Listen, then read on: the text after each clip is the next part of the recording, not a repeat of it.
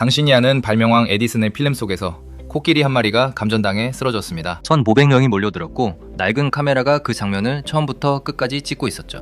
10초 만에 무너졌습니다. 그 필름은 에디슨의 작품이었죠. 이 모든 게 시작된 건 언제부터였을까요? 안녕하세요, 선비입니다. 오늘도 선 넘는 이야기죠? 오늘 이야기는 미국 역사상 가장 치열했던 전기전쟁, 전류전쟁입니다. 한쪽은 이미 발명왕으로 불리던 토마스 에디슨이었고, 다른 한쪽엔 그 밑에서 일하다 등을 노린 천재 니콜라 테슬라가 있었죠. 둘의 싸움은 결국 어떤 전기로 세상을 밝힐 것인가 라는 질문에서 시작됐습니다. 직류는 1.6km, 교류는 300km까지 보낼 수 있었어요. 문제는 에디슨이 이미 직류 설비에 전 재산을 쏟아부은 뒤였다는 겁니다. 교류가 퍼지면 자신이 쌓아온 제국이 통째로 흔들릴 판이었죠.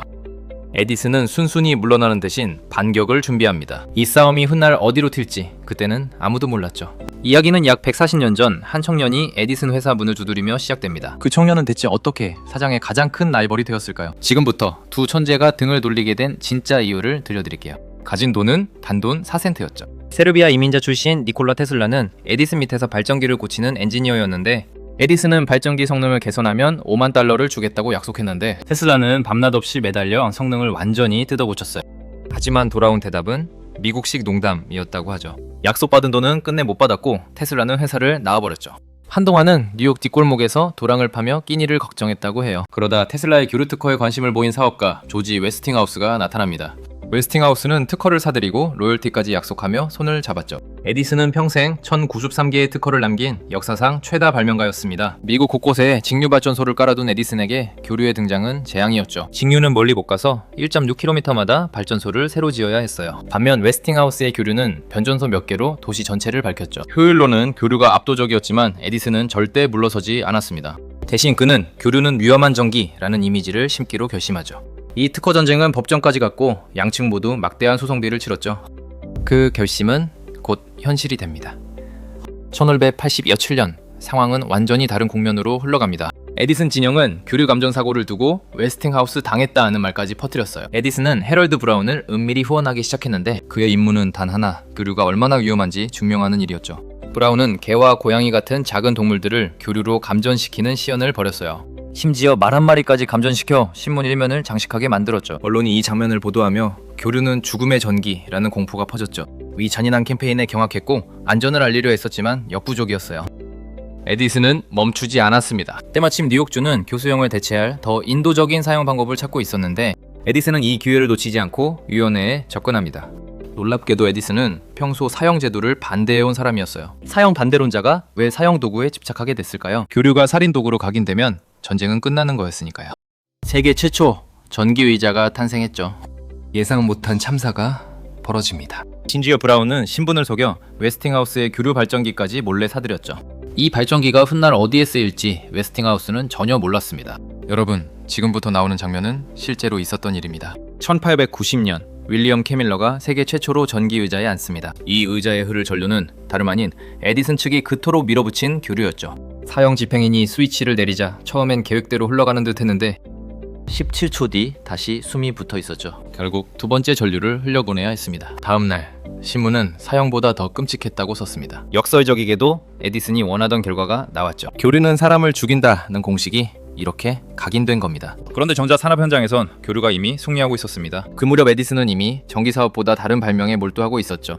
에디슨의 회사 이름이 여기서 조용히 빠집니다. 1892년 에디슨 제너럴 일렉트릭은 합병되며 에디슨이라는 이름을 잃었죠. 1893년 시카고 만국 박람회 조명 사업 입찰에서 웨스팅하우스가 승리했습니다. 1896년엔 나이아가라 발전소가 교류 방식으로 가동을 시작했죠. 정리하면 전류전쟁은 1880년대 중반부터 1896년까지 벌어진 싸움이었죠. 그러니까 탑시가 죽은 1903년엔 전쟁이 이미 끝나 있었던 셈이죠. 그렇다면 왜 사람들은 에디슨과 탑시를 하나로 기억할까요? 다시 코니 아일랜드의 코끼리 이야기로 돌아가 봅니다.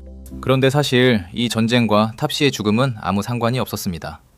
우리가 아는 이야기는 보통 에디슨이 복수를 위해 코끼리를 죽였다는 겁니다. 하지만 스미소니언 등 여러 역사기관은 이 이야기를 통념이라 못 박습니다. 에디슨이 루나파크를 방문했다는 기록도 처형에 관여했다는 편지도 없습니다. 1903년에 에디슨은 이미 10년 가까이 전기사업에서 손을 뗀 뒤였죠. 그렇다면 탑시는 대체 왜 죽어야 했을까요? 탑시는 동남아시아에서 태어난 아시아 코끼리였는데 1875년 무렵 미국으로 건너와 포포 서커스에 합류했습니다. 코니 아일랜드에 온 건 1902년 6월 처형 불과 7개월 전이었죠. 그 사이 탑씨는 어느새 이미 세 사람의 목숨을 앗아간 위험한 코끼리로 알려져 있었죠. 그런데 세 번의 사고 모두 학대나 방치가 먼저 있었다는 증언이 많이 남아 있습니다. 1902년 어느 밤 술에 취한 구경꾼 제임스 필딩 블런트가 코끼리 우리에 들어와 담뱃불로 탑씨를 괴롭혔고 결국 탑씨는 그를 비쳐 목숨을 잃게 만들었죠.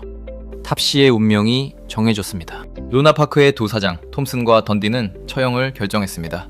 처음 계획은 사람들 앞에서 목을 매다는 교수형이었는데 ASPCA가 나서서 너무 잔인하다며 반대했죠. 그래서 전기와 독, 밧줄을 한꺼번에 쓰는 처형이 선택됐습니다. 촬영은 영화사 에디슨 매뉴팩처링이 맡았습니다. 필름은 극장에서 팔렸습니다. 솔직히 이건 선 넘었죠. 이제 마지막 진실까지 단 3가지만 남았습니다. 먼저 전쟁의 결말부터 보면 오늘날 전 세계 전기의 99%는 교류입니다. 직류를 향한 에디슨의 집착은 결국 역사의 뒤안길로 사라지고 말았죠. 정작 옳았던 테슬라는 정반대의 결말을 맞이합니다. 1943년 그는 결국 뉴욕의 한 호텔방에서 빚만 남긴 채 홀로 세상을 떠났어요. 훗날 그의 이름은 전기차 브랜드로 다시 태어나 전 세계에 울려 퍼지죠. 웨스팅하우스의 회사도 살아남아 지금은 원자력 발전 사업까지 이어가고 있어요. 한편 탑시의 필름은 오랫동안 잊혔다가 다시 알려집니다. 역사학자들은 이 필름을 초기 동물 학대 기록물 중 하나로 꼽습니다. 루나파크는 이후 몇 차례 큰 화재를 겪으며 결국 문을 닫았습니다. 지금 그 자리엔 탑시를 기리는 표지판이 남아있어요. 2016년 미국 서커스 링링 브라더스는 코끼리 공연을 중단했습니다. 물론 지금도 몇몇 지역 서커스는 코끼리 공연을 이어가고 있어요. 에디슨은 여전히 발명왕입니다. 하지만 그의 진짜 얼굴은 어디쯤에 있는 걸까요? 에디슨이 세운 회사는 한때 세계 최대 기업이었지만 결국 여러 회사로 쪼개졌죠. 발명왕의 왕국도 코끼리의 목숨도 영원하진 못했습니다. 이 이야기가 남긴 상처는 코끼리 한 마리로 끝나지 않았습니다. 전류전쟁이 남긴 건 사실 누가 더 좋은 기술을 만들었나가 아니었어요. 공포를 이용한 쪽이 이겼습니다. 이런 공포 마케팅은 지금도 다양한 산업에서 반복됩니다. 탑시의 죽음은 에디슨의 복수가 아니라 어른들의 무책임이 만든 비극이었죠. 그녀는 이 전쟁에 낄 이유도 죽을 이유도 없었죠. 화려한 발명 역사 뒤엔 지워진 이름들이 있습니다. 에디슨이나 테슬라를 들으면 탑시도 함께 떠올려주세요. 여러분이라면 이 이야기의 진짜 책임은 누구에게 있다고 보시나요? 댓글로 여러분의 생각을 들려주세요. 저는 정말 궁금하거든요. 기술은 발전하지만 그걸 다루는 인간의 선택은 자주 선을 넘습니다. 역사에 남은 건 사라진 이름들이죠. 그 사실 하나만으로도 이 이야기는 다시 곱씹어볼 가치가 있어요. 혹시 여러분 주변에도 선을 넘은 순간이 있었나요? 오늘 이야기는 여기까지입니다. 들어주셔서 감사해요. 약한 존재부터 선을 넘습니다. 그 약한 존재를 기억하는 것, 그것부터가 우리의 몫이겠죠. 저는 선비였습니다. 다음 선에서 만나요.